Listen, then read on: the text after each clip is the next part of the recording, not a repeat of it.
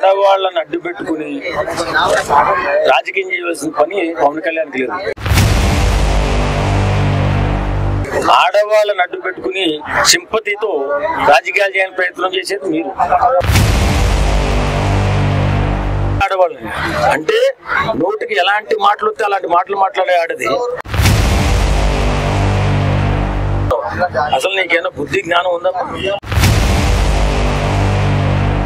ఒక మాట అన్నాడంటే మాట మీద నిలబడే వ్యక్తి పవన్ కళ్యాణ్ గారు. అసెంబ్లీలో ఆయన తరలించుకునే పరిస్థితిలో ఉన్నాడు. ఒక మాజీ ముఖ్యమంత్రి అయ్యి ఉండి అలా మాట్లాడడం చాలా శోచనీయమైన విషయం సార్. అది అలా మీరు ఒళ్ళు దగ్గర పెట్టుకుని మాట్లాడితే బాగుంటది. పవన్ కళ్యాణ్ గారు మాట మీద నిలబడే వ్యక్తి. వైసీపీ నాయకులారా మరొకసారి చెప్తున్నాను, మీరు అసెంబ్లీకి రండి. ఫస్ట్ ఆయన స్థాయికి అతను దిగజారి మాట్లాడుతున్నాడు. సమానం ఏంటంటే ముగ్గురు పిల్లలని చెప్పేసి కార్పొరేటర్ కి ఎక్కువ, ఎమ్మెల్యేకి తక్కువ అని ఇలాంటి కామెంట్స్ చేయడం వల్ల ఎటువంటి ప్రయోజనం ఉండదు సార్. డబ్బుందనే అహంకారం. నిన్న ఎవరుగానే అన్నారు కోడికత్తికి ఎక్కువ గొడ్డలకి తక్కువ అని. ఇంకా కూడా ఇదే వైఖరి ఉంటే మాత్రం వీళ్ళకి ఏంటంటే మళ్ళీ పుట్టగతులు ఉండవు సార్. పవన్ కళ్యాణ్ అంటే దేవుడా రాజకీయ నాయకుల్లో? జాగ్రత్తగా ప్రజాసేవలో ఉండు, లేకపోతే రేపు ఉత్తరం ఒకటే వస్తుంది. ఈసారి 11 వచ్చే నెక్స్ట్ టైం అవి కూడా వచ్చే ఛాన్స్ ఉండదు. అప్పుడే ఓపెన్ గా చెప్పారు కదా సార్, రెడ్ బుక్ గురించి ఓపెన్ గా చెప్పారు, ఎవరిని వదిలేదని చెప్పేసి. సో సార్ ఆ రోజు వీళ్ళు ఒళ్ళు మార్చి కామెంట్స్ చేశారు సార్ వీళ్ళంతా కూడా. ఇంతకుముందు ఒక లెక్క, ఇప్పుడు నుంచి ఒక లెక్క. రోడ్లు పడినటువంటి మారుమూల ప్రాంతాలకు రోడ్లు ఇప్పించిన వాడు మా అన్న పవన్ కళ్యాణ్ గారు. 10 లక్షల కోట్లు అప్పు చేసిపోయాడు. నిధులు ఎక్కడుండే? ఆడవాళ్ళని అడ్డు పెట్టుకుని రాజకీయం చేయవలసిన పని పవన్ కళ్యాణ్కి లేదు. ఆడవాళ్ళని అడ్డు పెట్టుకుని సింపతితో రాజకీయాలు చేయని ప్రయత్నం చేసేది మీరు. ఏంటంటే మంచి ఆడవాళ్ళు పెట్టి రాజకీయం చేసినా పర్లేదు. రోజా లాంటి ఆడవాళ్ళని అంటే నోటికి ఎలాంటి మాటలు వస్తే అలాంటి మాటలు మాట్లాడే ఆడది, సంస్కారం లేని ఆడది, నిజాయితీ లేని ఆడది, ఇన్ని రకాల నీ కింద పెట్టుకుని ఈరోజు పవన్ కళ్యాణ్ ని ఆడవాళ్ళని అడ్డు పెట్టుకుని రాజకీయం చేస్తున్నావు అంటున్నావు. అసలు నీకేమైనా బుద్ధి జ్ఞానం ఉందమ్మా? అంటే నీతో చెప్పి ఆ 30,000 మంది ఆడపిల్లల్ని నేను కాపాడుతాను మీతో చెప్పి చేస్తారా? చేసే టైం ఉంటుంది, ఖచ్చితంగా చేస్తారు. కూటమి ప్రభుత్వం బ్రహ్మాండంగా పనిచేస్తుంది. ఏదో రోజు నీకు కూడా పడుతుంది, నీ నోటికి తాళం పడుతుంది. నువ్వు ఎంత గొప్ప వ్యక్తినైనా వారి క్యారెక్టరైజేషన్ చేసి వాడిని కిందకి దించాలని చూస్తున్నావు. మీ రాజకీయాలు, మీ నాటకాలు అన్ని కూడా ప్రజలు చూస్తుంటారు. మిమ్మల్ని నమ్మే పరిస్థితి లేదు. ఇప్పుడు మన వైఎస్ఆర్సీపీ పార్టీని ఎవరు ఏం మాట్లాడినా మీరు ఎలాంటి వాళ్ళు అందరికీ తెలుసు కాబట్టి ఆంధ్ర ప్రజలు మిమ్మల్ని నమ్మే పరిస్థితిలో లేదు. పవన్ కళ్యాణ్ గారు దీని గురించి గట్టిగానే చర్య తీసుకుంటారు. ఒక మాట అన్నాడంటే మాట మీద నిలబడే వ్యక్తి పవన్ కళ్యాణ్ గారు. అలాంటిది ఆడప్రీతికి న్యాయం చేస్తా అన్నాడు, నిలబడ్డా సార్ మాట మీద. సుగాలి ప్రీతికి న్యాయం చేస్తా అన్నాడు, మాట మీద నిలబడ్డా. ఏ కేసు అయినా సరే 30,000 అమ్మాయిలు మిస్ అయ్యారన్నాడు, మాట మీద నిలబడ్డా. అదే నువ్వు ఇవాళ పెళ్లి కొడుకో కూతురు కావాలంటే అవ్వదు. ప్రభుత్వం వచ్చి 9 నెలలు అవుతుంది. ప్రతి పని అవుతుంది. సంవత్సరాల తరబడి ఏదైనా కేసు ఉంది, మర్డర్ కేసు ఉంది, ఇంకో కేసు ఉన్న సంవత్సరాల తరబడి ఎంక్వైరీ జరుగుతూ ఉంటాయి. మీకు కేసుల గురించి తెలుసుంటే అది మాట్లాడరు. కేసు ఈవేళ వచ్చిందంటే రేపు తీరిపోదు. ఈవేళ పెళ్లి చేసుకుంటే రేపు బాబు పుట్టడు. మరి జగన్ ఎందుకు లేదు సార్ అప్పుడు టైం? జగన్ 5 సంవత్సరాల టైం ఇచ్చాం కదా. జగన్ చూసుకుందామన్నారు కదా. కాదు, 5 సంవత్సరాల టైం ఇచ్చాం కదా. మరి 5 మాసాలకే 8 మాసాలకి ఎందుకు అడుగుతున్నాను? అది కేసు అబ్బా, మర్డర్ కేసు కాబట్టి దాన్ని కూలంకుశంగా వీళ్ళు ప్రయత్నాలు చేస్తున్నారు. పోలీస్ డిపార్ట్మెంట్ ఖచ్చితంగా సుగాలి ప్రీతి కేసు పరిష్కారం అవుతుంది. దాని పరిష్కారం దిశగా పవన్ కళ్యాణ్ గారు ప్రయత్నాలు చేస్తున్నారు. ఖచ్చితంగా పరిష్కారం అవుతుంది. ఇలాంటి రోజా ఇంకో పూజా వచ్చే మాట్లాడితే మాత్రం పరిష్కారం అవ్వదు. ఎలా చేయాలనేది పవన్ కళ్యాణ్ గారికి తెలుసు. అమ్మ, పవన్ కళ్యాణ్ విమర్శించే స్థాయి నీకు కానీ మీ నాయకుడికి కానీ లేదు. ఎందుకంటే మీరు ఏంటి రాజకీయ నాయకులు. ఆయన సొంత డబ్బుతో రాజకీయం చేసే నాయకుడు. మీకులాగా మన ఇతరుల సొమ్ముతో రాజకీయం చేసే నాయకుడు కాదు. అలా మీరు ఒళ్ళు దగ్గర పెట్టుకుని మాట్లాడితే బాగుంటది. కాబట్టి మహిళా దినోత్సవం రోజు ఏదో మహిళగా నేను గౌరవిద్దామని మేము అనుకుంటే మా మీద పడి అడుగు పందులా మా మీద పడితే మేము మాత్రం ఊరుకునే పరిస్థితి లేదు. మా సైనికులు కానీ వేరే మహిళలు కానీ. కాబట్టి నువ్వు మర్యాదగా మాట్లాడితే బాగుంటుందని నేను అనుకుంటున్నాను. శ్యామల గారు ప్రెస్ మీట్ పెట్టి మరి పవన్ కళ్యాణ్ గురించి 30,000 అమ్మాయిల గురించి మాట్లాడుతున్నారు శ్యామల గారు వచ్చి. అవునండి, ఇప్పుడు మాట్లాడుతుంది. ఎందుకంటే మహాపతివ్రత శ్యామల ఆమె ఏంటంటే బ్రహ్మాండంగా మాట్లాడుతుంది. ఆమె కూడా మంచి మంచి వ్యక్తులు ఎవరైనా ఉంటే వాళ్ళ మీద విమర్శలు చేసి వాళ్ళ క్యారెక్టర్ కూడా దెబ్బ కొట్టాలన్న ఆలోచనలో ఈ ఇద్దరు ఆడవాళ్ళని వదిలినట్టున్నాడు జగన్మోహన్ రెడ్డి సింపతికి ఏం చేసుకోవడానికి. వీళ్ళిద్దరు ఆడవాళ్ళని ఎవరో ఏదో అంటారు కదా, నాలాంటి ఎవరో ఏదో అంటారు కదా, అదిగో చూడు పలానా జనసేన వాళ్ళు ఈ రకంగా బూతులు తిడుతున్నారు, ఈ రకంగా మాట్లాడుతున్నారు అని బోరుని ఏడ్చి ఆ తర్వాత సింపతితో మళ్ళీ ఏదైనా ప్రయత్నం చేద్దామని ఆలోచన చేస్తున్నట్టున్నారు. ఇది మాత్రం చాలా దుర్మార్గం. పవన్ కళ్యాణ్ గారి మాట మీద నిలబడే వ్యక్తి, ఆయన నిజాయితీ గల నాయకుడు. ఆయన గురించి ఇంకోసారి మాట్లాడుతారు. ప్రెస్ మీట్ పెట్టాలంటే మామూలుగా ప్రెస్ మీట్ పెట్టి ఇప్పుడు నేను అసెంబ్లీకి వచ్చి మాట్లాడచ్చు కదా వైసీపీ వాళ్ళు, ఎందుకు ప్రెస్ మీట్ గంటల కూర్చొని అక్కడ కూడా చెప్పాను. వైసీపీ నాయకులారా మరొకసారి చెప్తున్నాను, మీరు అసెంబ్లీకి రండి. ఫస్ట్ అసెంబ్లీకి వచ్చి 6 గ్యారంటీస్ ఇచ్చారు వాళ్ళు. తెలుగు మన కూటమి ప్రభుత్వం 6 గ్యారంటీలు ఇచ్చారు. 6 గ్యారంటీలు ఇప్పుడు 2 గ్యారంటీలు అమలు అవుతున్నాయి, ఇంకా 4 ఉన్నాయి. ఈ ఎలా అమలు చేయాలని నిలబడండి, పోరాటం చేయండి. మీకు సిగ్గు బిడుగు ఉంటే పవన్ కళ్యాణ్ గుర్తు తెచ్చుకోండి.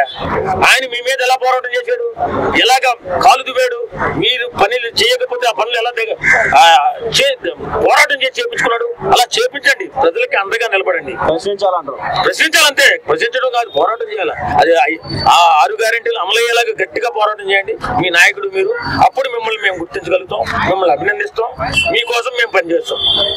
కానీ ఇలాగ ఏమీ లేకుండా వెనకాల ఎక్కడెక్కడో మీ సాక్షి టీవీ ఆఫీస్ లో కూర్చొని మాట్లాడడం కరెక్ట్ కాదు. మీ ప్రతిపక్ష హోదా ఇచ్చే వాళ్ళ చేతిలో ఉన్నా కూడా, ఇచ్చే అధికారి చేతిలో ఉన్నా కూడా వాళ్ళు జగన్ వస్తే వాళ్ళ బొక్కలని తీసి అడుగుతాడని చెప్పి భయపడుతున్నారు. జగన్ అసెంబ్లీకి వస్తే వాళ్ళు భయపడుతున్నారు అని చెప్పి చాలా మంది అంటున్నారు. వైసీపీ వాళ్ళు ఎట్లా వస్తారు? ఇది ఎలా ఉందంటే అందుకే ప్రతిపక్ష హోదా ఎట్లా అని చెప్తాను. కొత్తగా పెళ్లి చేసుకున్నాడంట. పెళ్లి చేసుకున్న తర్వాత శోభనం గదిలోకి పంపేటప్పుడు అన్నాడంట, నాకు తలపాగా కట్టండి, శోభనం ఎరగ తీసేస్తాను అన్నాడు. అలా ఉంది వ్యవహారం.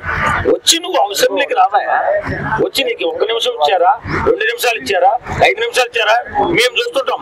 నీకు అన్యాయం జరిగిందా, మీ తరఫున మేము పోరాటం చేస్తాం. జగన్కి ఎందుకు మీరు మైక్ కట్ చేస్తున్నారు? ఆ రోజు ప్రజల దగ్గర నీకే సింపతి వస్తుంది కదా. జగన్ మాట్లాడుతుండగా మైక్ కట్ చేశారు అనుకో, నీకే కదా. ఆ జగన్ మాట్లాడే మైక్ కట్ చేస్తారు కాబట్టి మీరు అవతల వ్యక్తి మంచి వాళ్ళు కాదనే కదా అర్థం. మరి అలాంటప్పుడు నువ్వు వచ్చి నిలబడితే నీకు మైక్ ఇవ్వకపోతే అలాంటి వాళ్ళు కూడా వచ్చి మీ తరఫున నిలబడతారు. అప్పుడు మీకే కదా బలం. రండి, మీరు ఫస్ట్ అసెంబ్లీకి రండి, మాట్లాడండి, పోరాటం చేయండి, గెలవండి. ఒక్కొక్క పథకం వస్తుంటే సంతోషంగా నీకు నమస్కారం పెడతాం. జగన్ బాబు దీనివల్ల మా వాళ్ళకి ఇంత లాభం చేకూరింది, ఈ పథకం వచ్చిందని నీకు దండం పెడతాం. Thank you. ఇప్పుడు వచ్చేసి జగన్ వచ్చేసి డిప్యూటీ సీఎం ని అంత మాట అన్నారు కదా, అంటే మీ కనీసం మీరు కార్పొరేటర్ గా ఎమ్మెల్యే కూడా ఒకసారి అయినా జీవితంలో. సో ఆ మాట అనడానికి కారణం ఏమైంది? బిహైండ్ అహంకారం అండి, డబ్బుందనే అహంకారం. దోపిడీ దొంగ, ఈ దోపిడీ దొంగ ఎంత మాట పడితే అంత మాట మాట్లాడతాడు. జగన్ గారు మీకు ఒక్క మాట చెప్తారండి, మీ జీవితంలో మీ కుటుంబం కానీ లేకపోతే మీ తాతల కానించి కానీ ఎప్పుడైనా పవన్ కళ్యాణ్ లాగా ఎవరికైనా సాయం చేశారా? రాజకీయాల్లో ఉన్నా లేకపోయినా. ఇప్పుడున్న కాలంలో ఆంధ్రప్రదేశ్ లో కానీ, తెలంగాణలో కానీ, లేకపోతే దేశంలో కానీ పవన్ కళ్యాణ్ లాంటి రాజకీయ నాయకుడు ఉన్నాడా? సొంత డబ్బు కోటాను కోట్లు పేద ప్రజలకి పనిచేసేటటువంటి నాయకుడు ఎవరన్నా ఉన్నారా? నువ్వేందా పవన్ కళ్యాణ్ కార్పొరేటర్ కి ఎక్కువ, ఎమ్మెల్యేకి తక్కువ?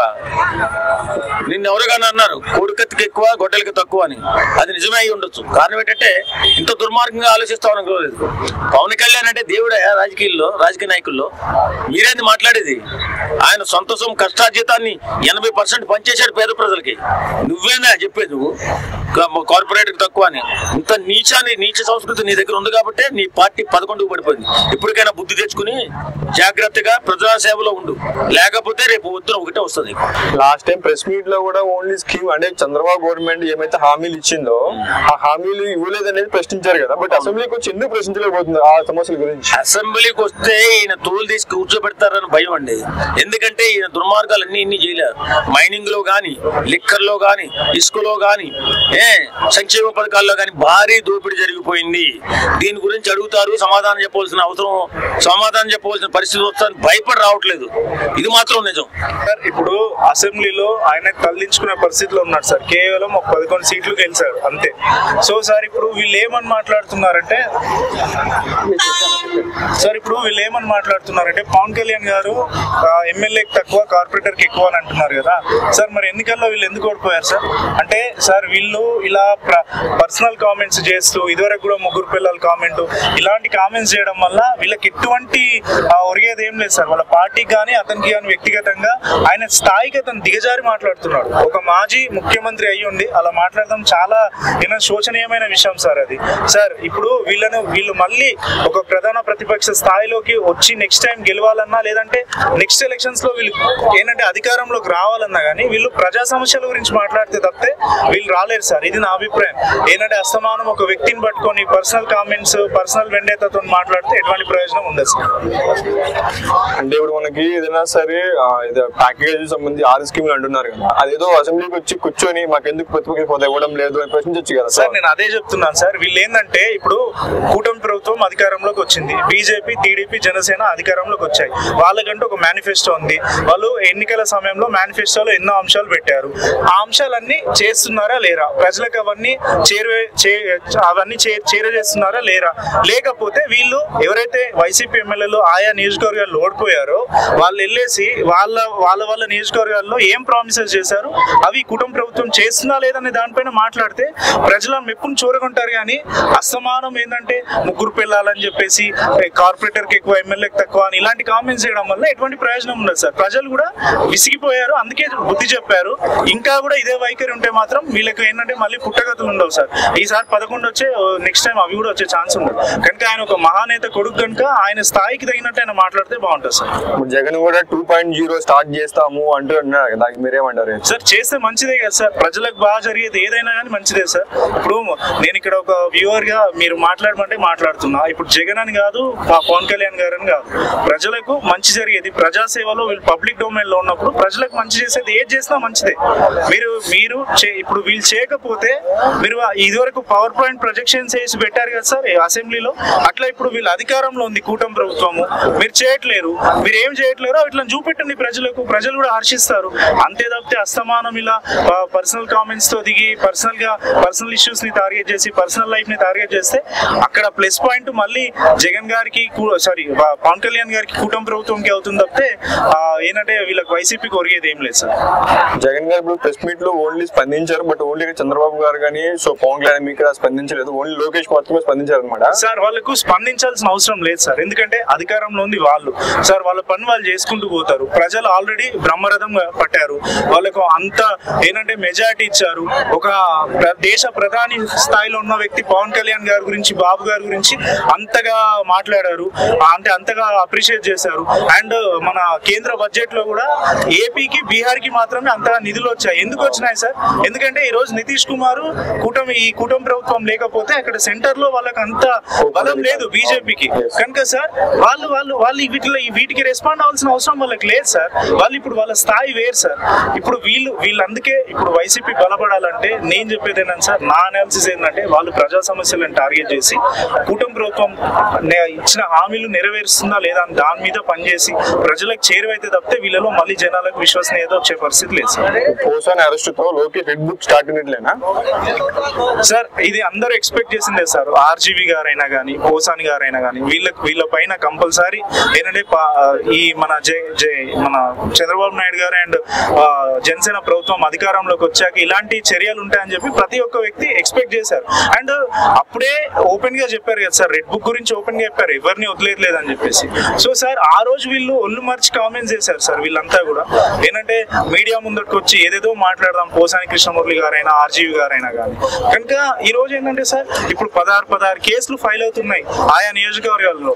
కనుక ఆబ్వియస్లీ సార్ ఏమైనా చర్యలు అనేటివి ఉంటాయి సార్. ఇప్పుడు ఒక ప్రభుత్వం అధికారంలో ఉన్నప్పుడు ఆ ప్రభుత్వము వాళ్ళు ప్రతిపక్షంలో ఉన్నప్పుడు వాళ్ళని ఎవరెవరైతే తప్పుగా మాట్లాడారో, వాళ్ళు ఎవరెవరైతే ఏం చేస్తారో అవి కంపల్సరీ ఉంటాయి సార్. అదే దాంట్లో ఎటువంటి ఏంటంటే మనకు ఆశ్చర్యం అనేది ఏం లేదు సార్. పవన్ కళ్యాణ్ గారు పార్టీ కోసం కానీ తన పార్టీని నిలబెట్టుకోవడం కోసం ఎంతో కృషి చేశారు. సో ఇప్పుడు గెలిచారు, 100% స్ట్రైట్ ఫార్వర్డ్ తో రాజకీయం చేసి గెలిచేశారు. సో ఇప్పుడు భారీగా ఉండబోతుంది. ఎందుకంటే ఇంతకుముందు ఒక లెక్క, ఇప్పుడు నుంచి ఒక లెక్క. సో పార్టీని నడిపించడం కోసం తను పడ్డ కృషి అంతా ఈ 10 సంవత్సరాలు తను పార్టీ సభ పైన చూపిస్తారు. సో పార్టీ కూడా ఎక్సలెంట్ గా జరగాలి, సభ కూడా సో భారీగా జరగాలని కోరుకుంటున్నాను. సో ఎవరైనా కానీ జనసేన నాయకులు కానీ, కార్యకర్తలు కానీ, జనసేన పవన్ కళ్యాణ్ అభిమానులు కానీ ఆ పార్టీకి హాజరు కావాలని మనస్ఫూర్తిగా కోరుకుంటున్నాను. సో నేనేమంటున్నా అంటే కమింగ్ టు జనసేన గురించి, జనసేన అనే పార్టీ 1 సంవత్సరం 2 సంవత్సరాలు ఉండటానికి కాదండి ఆయన స్థాపించింది. దాదాపు నేను 25 ఏళ్ళు రాజకీయంలో ఉంటా అని మనస్ఫూర్తిగా మన మనసా వాచా కర్మన అన్నట్టు ఆయన ఏం చేశాడంటే నేను 25 సంవత్సరాలు రాజకీయంలో ఉంటా అని చెప్పేసి పార్టీ పెట్టాడు. సో ఆయన అనుకున్నట్టే దాదాపు 11 సంవత్సరాలు గడిచిపోతున్నాయండి. ఇంకా మిగతా సంవత్సరాలు చెప్పడం అవసరం లేదండి, ఇంకా రికార్డే ఉంటుంది. సో ఏంటంటే పార్టీ కోసము, పార్టీ విధానం కోసము ఆయన పాటుపడుతున్నాడు. ఇంకొకటి చిరంజీవి గారు వచ్చేసి పాత ఎలక్షన్స్ లో ఎక్కడా కూడా జనసేనకి సపోర్టింగ్ అయితే ఇక్కడ అంటే జస్ట్ ఫ్రంట్ కి వచ్చి ఎక్కడా కూడా ప్రచారం కావచ్చు మాటలు కానీ చెప్పలేదు. ఇక మీ నుంచి ఏమైనా సరే సపోర్ట్ చేయొచ్చండి అలా జనసేన పార్టీకి చిరంజీవి గారు ఏమైనా? అండి ఇప్పుడు జనసేనకు తన సొంత తమ్ముడు పార్టీ రూపాంతరం చెల్లిందని ఆల్రెడీ అన్నాడు. సో ఇప్పుడు పార్టీకి డైరెక్ట్ గా వస్తే కొంతమంది ఓర్చుకోలేరు, కొంతమంది అభిమానులు తట్టుకోలేరు, కొంతమంది జీర్ణించుకోలేరు. అభిమానులు కాదు, పక్కన ఉన్నటువంటి కొందరు ఏం చేస్తారంటే పార్టీ వ్యతిరేకంగా వాళ్ళు ఉంటారు.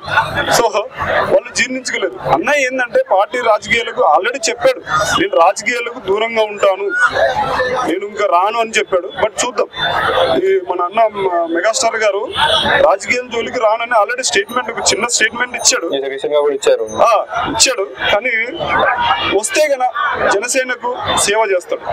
ఒకవేళ జనసేనలోకి చేరుతా అంటే పవన్ కళ్యాణ్ గారు కంపల్సరీ ఆహ్వానిస్తారు.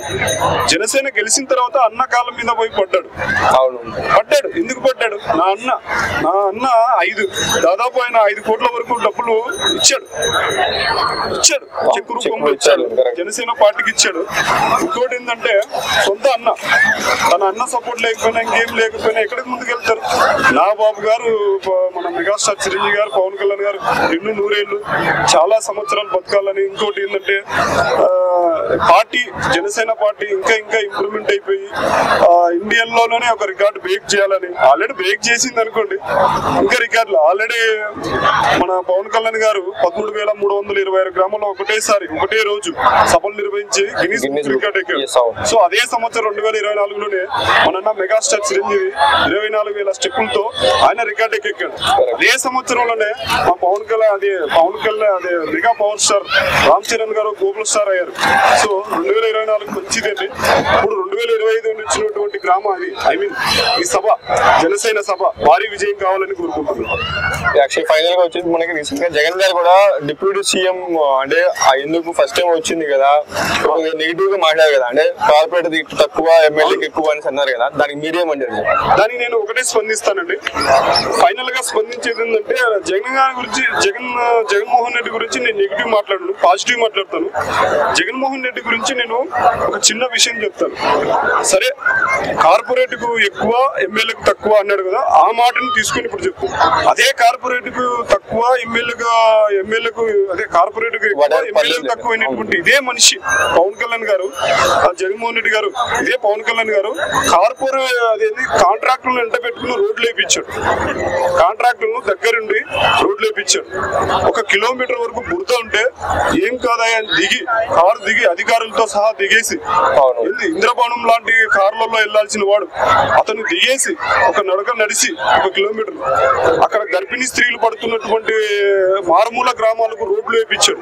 అంటే 77 సంవత్సరాల క్రితం, 77 సంవత్సరాల నుంచి రోడ్లు పడినటువంటి మారుమూల ప్రాంతాలకు రోడ్లు వేయించిన వాడు మా అన్న పవన్ కళ్యాణ్ గారు. అవును. సో ఇతను కార్పొరేట్ కి ఎక్కువ, ఎమ్మెల్యేకి తక్కువ అని మీరు ఆలోచించండి జగన్మోహన్ రెడ్డి గారు. ఇంకోటి ఇదే మాటను తీసుకుందాం. ఇదే ఎమ్మెల్యే ఇప్పుడు ఎమ్మెల్యే కాకముందే ఏ పని చేశాడో మీకు తెలిసి ఉంటుంది, అది మేము చెప్పడం అవసరం లేదు. ఇప్పుడు ఎమ్మెల్యే అయినటువంటి డిప్యూటీ సీఎం అయినటువంటి ఎన్ని రకాల పనులు చేస్తున్నాడో మీకు తెలుసు, మాకు తెలుసు. కేంద్రం నుంచి పనులు, కేంద్రం నుంచి నిధులు తెప్పిస్తున్నాడు, మంచి మంచి రోడ్లు వేపిస్తున్నాడు, టయానికి ఏదైంది మన పెన్షన్లు వేపిస్తున్నాడు, దీపం పథకం కింద గ్యాసులు కూడా ఇప్పించాడు. ఇంకోటి మొన్ననే బడ్జెట్ జరిగిందండి. బడ్జెట్ లో ఆల్రెడీ అమ్మఒడి అనేది ఇప్పుడు తల్లికి వందనం అనే పేరు మీద అది కూడా చేపిస్తున్నాడు. నిధులు ఎన్ని కోట్లు రావాలో అన్ని కోట్లు దగ్గర నుండి చూసుకుంటున్నాడు. ఇంకోటి 13,326 గ్రామాల్లో ఒకటే రోజు సభలు నిర్వహించి గిన్నీస్ బుక్ ఆఫ్ రికార్డ్ ఎక్కిన వాడు. మీరు అర్థం చేసుకోండి జగన్మోహన్ రెడ్డి గారు, కార్పొరేట్ కు ఎక్కువ, ఎమ్మెల్యే తక్కువ అనే మాటకు ఇవన్నీ నేను మంచి సమాధానం ఇచ్చాను, చూసుకోండి. Thank you. ఫైనల్ గా వచ్చేసి ఇప్పుడు బడ్జెట్ గురించి తీసుకుంటే కన్నా, అంటే నిన్న చంద్రబాబు గారు వచ్చేసి ప్రెస్ మీట్ లో అన్నారు, జగన్ పోతూ 10 లక్షల కోట్లు అప్పు పెట్టేసి వెళ్ళిపోయారు. సో దీంతో మేము ఇచ్చిన హామీలు నెరవేర్చలేకపోతున్నాము అనేసి ప్రెస్ మీట్ లో చెప్పారు. నేను దానికి మీడియా అంటారు నెరవేర్చలేకపోతున్నాం అంటే కారణం అదేండి. 10 లక్షల కోట్లు అప్పు చేసిపోయాడు. నిధులు ఎక్కడ ఉండవు. ఇప్పుడు నిధుల కోసం పోరాటం చేస్తూనే ఉన్నారు. ఎక్కడ కేంద్రంకి వెళ్ళి తీసుకురావడము, ఇవన్నీ వాళ్ళు ఎన్ని ఇబ్బందులు పడాలో అన్ని ఇబ్బందులు పడుతున్నారు. ఇంకోటి కంపెనీలు కూడా లోకేష్ గారు ఫారిన్ కంట్రీ తిరిగేసి తీసుకొస్తున్నారు. సో ఇక్కడ ఏంటంటే కొన్ని కంపెనీ యజమానులు ఏమంటున్నారంటే, కొంతమంది లోకేష్ గారితో అన్నారంట, ఈ విధంగా అన్నారు, మళ్ళీ జగన్మోహన్ రెడ్డి ఏమైనా వస్తారా అంటే దానికి ఆన్సర్ మేము ఏం చెప్పలేమండి. సో ఈ విధంగా అడుగుతున్నారని లోకేష్ గారు చెప్పారు. సో జనాలకు వదిలేశారు ఒకటే ఆన్సర్. మన జగన్మోహన్ రెడ్డి గారికి నేను ఏమన్నట్లేదు, ఒకటే ఫైనల్ చెప్తున్నాను. నేనైతే ఒకటే చెప్తాను, 10 లక్షల కోట్లు అప్పు చేసి వెళ్ళిపోయినటువంటి జగన్మోహన్ రెడ్డి గారికి నేను ఏమంటున్నా అంటే, వాళ్ళు నెరవేరుస్తారు. దాన్ని అనుగుణంగా ఏ విధంగా అంటే దానికి అనుకూలంగా నెరవేర్చాలని కోరుకుంటున్నాను. సో ఎంతలో ఎంత అంటే కొంతలో కొంత నెరవేర్చాలి. ఇప్పుడు దీపం కింద ఒకటి నెరవేర్చారు, తల్లికి వందనం అని ఇంకొకటి నెరవేర్చబోతున్నారు. ఇంకోటి ఇప్పుడు ఫ్రీ బస్ ఆల్రెడీ అనౌన్స్ చేసేసారు. చంద్రబాబు నాయుడు గారు ఫ్రీ బస్ అనౌన్స్ చేశారు. ఏంటంటే అక్కడ చిన్న మిస్టేక్, జిల్లాకు వారీగా చేశారు, మొత్తం రాష్ట్రానికి కాకుండా జిల్లా వారీగా చేశారు. సో ఒక రకంగా అది కూడా వచ్చేసింది. సో సూపర్ 6 లో 3 వచ్చేసాయండి. మిగతా 3 చూద్దాం. ఇక్కడ ఏంటంటే ఒకటేసారి వెళ్ళడానికి లేదు, నిధులను సమకూర్చుకొని నిధులు ఉన్నటువంటి ఆ బడ్జెట్ సంబంధించి ఆయన చంద్రబాబు నాయుడు గారు చాలా తెలివిమంతులు అండి, చాలా జాగ్రత్తగా ఆలోచించుకుంటూ అడుగేస్తున్నారు. సో గతంలో చేసినటువంటి అప్పులు వాటిని కూడా సరిదిద్దుకుంటూ చూసుకుంటూ వెళ్తున్నారు.